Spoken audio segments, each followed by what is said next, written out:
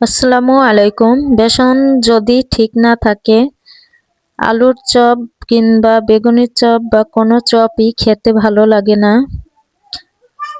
আজকে চলুন দেখে নেই একটা বেসনের রেসিপি।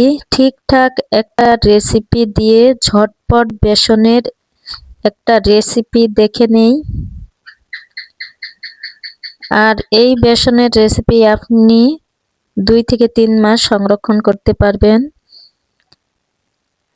আর এটা দিয়ে বেগুনি বা আলুর চপ বানালে যেমন মচমচে হয় আর খেতেও দারুণ লাগে। এখানে ছোলার ডাল নিয়েছি আমি 1 কাপ।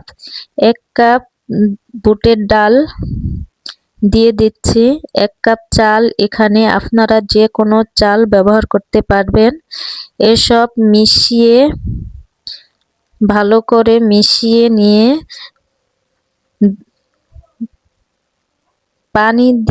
পানি দিয়ে পরিষ্কার করে নেব।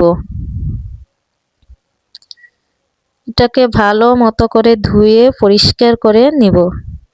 পরিষ্কার করে এরপর একটা থালায় কড়া রোদ্রে শুকিয়ে নেব।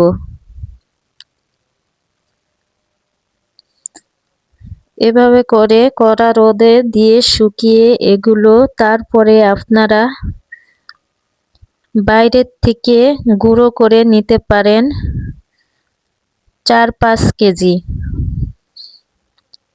আমি অল্প করে ব্লেন্ডার করে নিয়েছি। এটা অল্প সময়ে হয়ে যায়।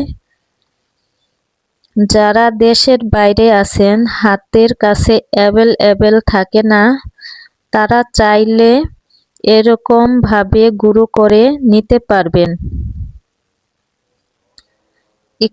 এখন এই বেসন 2 থেকে 3 মাস সংরক্ষণ করতে পারবেন। আর এটা যখন তখন যে কোনো চপ বানিয়ে খেতে পারবেন। এরকম বেসন দিয়ে অনেক মজা লাগে খেতে। আর এটা দিয়ে যেটাই বানান না কেন খেতে কিন্তু অনেক মজাই হবে। আর আমার এই ভিডিওটি যদি ভালো লাগে তাহলে প্লিজ লাইক, কমেন্ট, শেয়ার আর সাবস্ক্রাইব করে দিবেন। এরকম নতুন নতুন ভিডিও পেতে আমার চ্যানেলটাকে সাবস্ক্রাইব করে রাখবেন। ভালো থাকবেন সবাই, আর কমেন্ট করে জানাবেন কে কোথা থেকে দেখছেন। আজ এ পর্যন্তই। আল্লাহ হাফেজ।